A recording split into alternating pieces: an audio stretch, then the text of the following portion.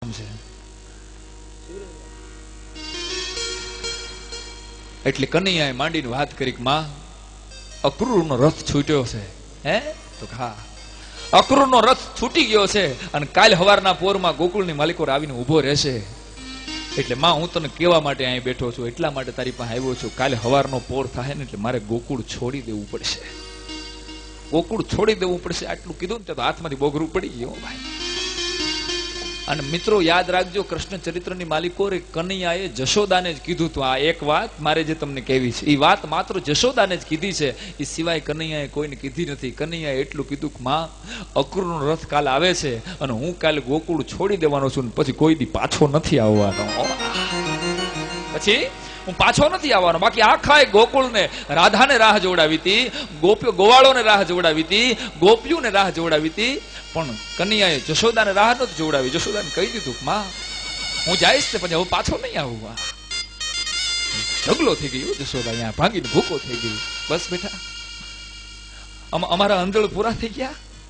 હે તું અમને મૂકીને વયો જઈશ તો હા માં હવે આ મારે હજી ઘણા કામ બાકી છે. અને પછી કનૈયાએ કીધું માં તારે માગવું હોય તો માગી લે, મેં તને ઘણો કવરાવ્યો છે. હે પણ તું માગી લે. આજ તને કનૈયો કહે છે કે તું જે માગીશ તને દઈ દઉં.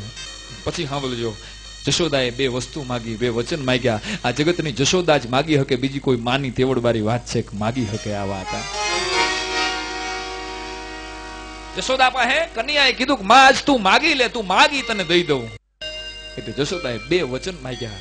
કનૈયા પેલું વચન દે શું તો કે તું દેવકીની અમાનત હતો મારી પાસે. હા તો મેં તને ઘણી વાર તારા હાથમાં હોટિયું મારી છે, તને પલંગને પાંગતે બાંધી દીધો છે, તને હું કેટલી વાર ખીજાણી છું. તું દેવકીની અમાનત હતો એટલે દ્વારકામાં જઈ, મથુરામાં જઈ કોઈ દી દેવકીને કહેતો નહીં કે મેં તને ક્યારેક માર્યો તો, નકર દેવકીના દિલને દુઃખ બહુ થશે. આ પેલું વચન દે છે, માનું હયું છે ને એટલે એને દુઃખ બહુ થશે. એટલે કનૈયા એક વચન દે કે તું દેવકીને કાંઈ નહીં કે મેં તને ક્યારેક, હું તને ક્યારેક ખીજાણી હોઈશ, વેણ કવેણ મારા મોઢામાંથી નીકળી ગયો છે. કબૂલ નો બોલું બસ માં, બીજું હજી કાંઈક માગી લેતું.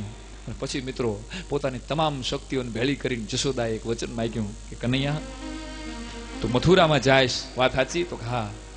મથુરાનો રાજા બનીશ કે હા માં રાજા બનીશ. પછી મથુરામાં તારે કેટલાય કામ હશે તો કે હા માં હશે ને, કામ તો સવારથી સાંજ સુધી હશે. તો સાંજ પીડે તું થાકી જાઈશ ને, મથુરા મને કનૈયા તારી ભેગી લેતો જા, હું તારા પાણી ભરી, તારી સેવા કરી, હું તારી દાસી બનીને રહીશ, હું કોઈને નહીં કહું હું નંદ રાણી છું. મને તારાથી છૂટી કરી માં, તારી વાહલી વગર, તારા આ નાટક વગર, તારા મોઢા જોયા વગર હવે જશોદા નહીં જીવી શકે. આહા આંખમાંથી દડ એમ કે આહુડાની ધાર વહી ગઈ. જશોદાનો જવાબ સાંભળી અને હૃદય માથે પથ્થર મૂકી અને કનૈયાએ કીધું ના માં હવે અંજળ અહીં પૂરા થાય છે, હવે તને ન લઈ જઈ શકું. અને હવાર પોર થાય અને કોકે ખબર પડી, હજી તો રાતના સમયમાં રાધાને કોકે સમાચાર આપ્યા કે હવારનો પોર થવાનો છે અને કનૈયો વયો જવાનો છે.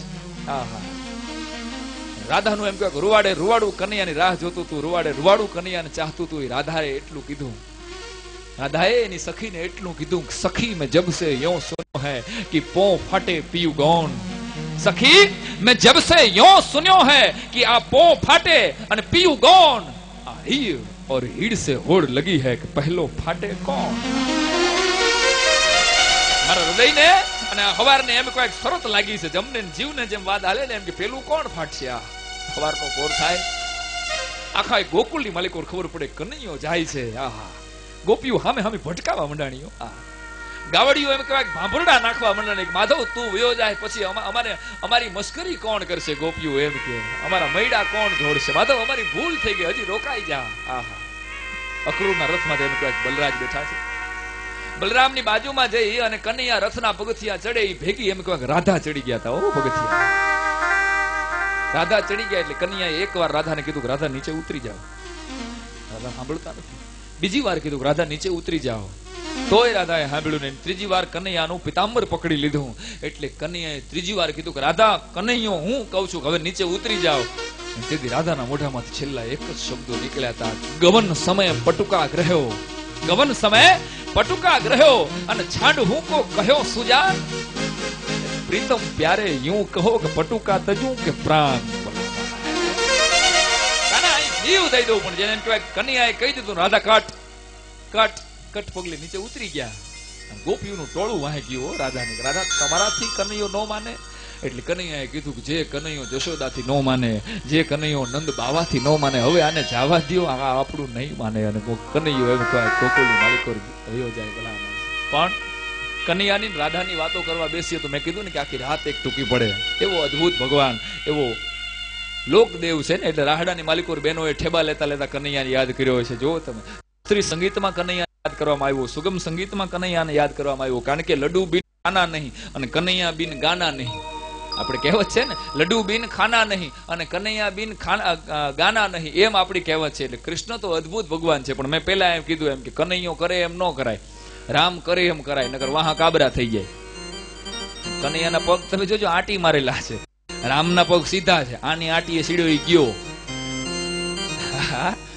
આની આટીએ સીડાઈ ગયા. પણ કનૈયાની વાત આવી. ટૂંકમાં વાત આપણે કથાની કરતો તો એ કથા આખી પૂરી થાય. સાયબર સપ્તાહ સરગમ લેડીઝ ક્લબ દ્વારા આયોજિત હોય, આખી અમિતાભ બચ્ચન કથા પૂરી કરે. અને કથા પૂરી કર્યા પછી અમિતાભ બચ્ચનને અમે સિલ્વર પેલેસ હોટલમાં ઉતારો આપ્યો હતો. એટલે હું ને અમારે ગુણુભાઈ, અમારા દિલસુખભાઈ, અમે બધા અમિતાભ બચ્ચનને મૂકવા ગયા. રાતે અહીંયા એની અરે ડિનર લીધું, વળાવ્યા. પછી અમિતાભ બચ્ચનને કીધું કે હવે સવારની તમારી ફ્લાઇટ છે, એટલે સવારની ફ્લાઇટમાં તમે નીકળી જાજો. એ બધી વાત થઈ ગઈ. પછી અમે તો ઘરે રાતે નીકળતા હતા. અને બીજે દિવસે સવારના પોરમાં 3:45 વાગ્યા અમિતાભ બચ્ચન રેસકોર્સ રોડ માંથી ફાટક ચીડ્યો, એરપોર્ટ ગાડીમાં મૂકવા જતી હતી.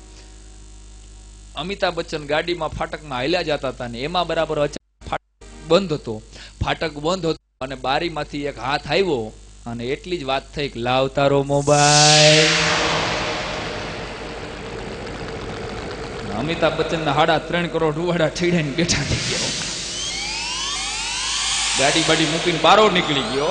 વજી ભાભી સાક્ષાત પ્રગટ થયા અહીંયા, લાવ તારો મોબાઈલ. અમિતાભ બચ્ચન પાસે 29,000 નો મોબાઈલ હતો, હાથમાં તો મૂકી દીધો. પણ અમિતાભ બચ્ચન બોલ્યો બહુ સારું, खुश तो बहुत होंगे तुम आज, खुश तो बहुत होंगे आज तुम, क्योंकि 65 साल की उम्र में जिसने कभी किसी को मिस कॉल नहीं किया वो आज तुम्हारे सामने हाथ में मोबाइल लेके खड़ा है. खुश तो बहुत होंगे तुम्हें. जाओ पहले उस आदमी का मोबाइल लेके आओ जिसने तुम्हारे माथे पे लिख दिया ये मोबाइल का भूत है.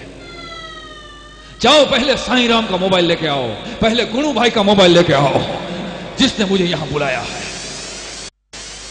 पहले उन सब का मोबाइल लेके आओ. खुश तो बहुत होंगे तुम्हें आज. આટલી વાત થઈ. એ મોબાઈલ લે લો. 29,000 નો મોબાઈલ દીધો અને લીવરે એરપોર્ટ ઉપર પહોંચ્યો. અને રાજકોટના એરપોર્ટ ઉપર અમિતાભ બચ્ચન હાથમાં પાણી લઈને પ્રતિજ્ઞા લીધી કે આજ પછી જીવી ત્યાં લગી કે રાજકોટ નહીં આવું, અને રાજકોટ આવી તો હારે કોઈ દી મોબાઈલ નહીં રાખું. એને પાણી મૂક્યો કે હવે રાજકોટ આવી તો રાજકોટ નહીં આવું જીવી ત્યાં લગી, અને જો રાજકોટ આવી તો ભલામણા કોઈ દી હાથમાં મોબાઈલ નહીં રાખવું, કારણ કે અહીંયા હજી ભાભી ભટકે. હા હા હા. અને સરવાળે હજી તો હું ને અતુલ અમે તો ઘરે હજી જતા હતા, બેઠા હતા ગાડીમાં, ત્યાં મારા મોબાઈલમાં એક SMS આવ્યું. સાંભળજો ક્લાઇમેક્સ. મારા મોબાઈલમાં એક SMS આવ્યું. હું તો થાકી ગયો હતો, આ બધી કથાનું આયોજન હતું ને, થાકીને હુઈ ગયો હતો. તો અતુલે મેસેજ વાંચ્યો અને મને કીધું અહીંયા આવ્યું. આવશે મારા ઘણા પરચા છે હો, હજી તો સારું છે, નકર વજી ભાભી પ્રગટ થાય એમ છે. ઉષાબેન પાસે આવે કે લાવ તમારો મોબાઈલ. એટલે વાત જવા દો. પણ આ તો મારા મોબાઈલ ઉપર SMS આવ્યો. અતુલે મને કીધું, મને કે Sairam SMS received from Indralok. ઇન્દ્રલોકમાં તમારા મોબાઈલમાં SMS છે. મેં શું છે બોલ. એટલે ઇન્દ્રલોકમાંથી SMS આવ્યો હતો કે સાંઈરામને માલુમ થાય કે અમે ઇન્દ્ર રાજાની મોટી ગ્રાન્ટમાંથી વજી ભાભીને નવો મોબાઈલ લઈ દીધો. ઇન્દ્ર રાજાની મોટી ગ્રાન્ટમાંથી અમે વજી ભાભીને નવો મોબાઈલ લઈ દીધો છે. એટલે હવે તમારા મોબાઈલના ભૂતનો મોક્ષ થઈ ગયો. ઇન્દ્ર રાજાના સાંઈરામને સીતારામ. તાલી વગાડો, બહુ કરી તમે. અને સરવાળે આ મોબાઈલ અહીં પૂરો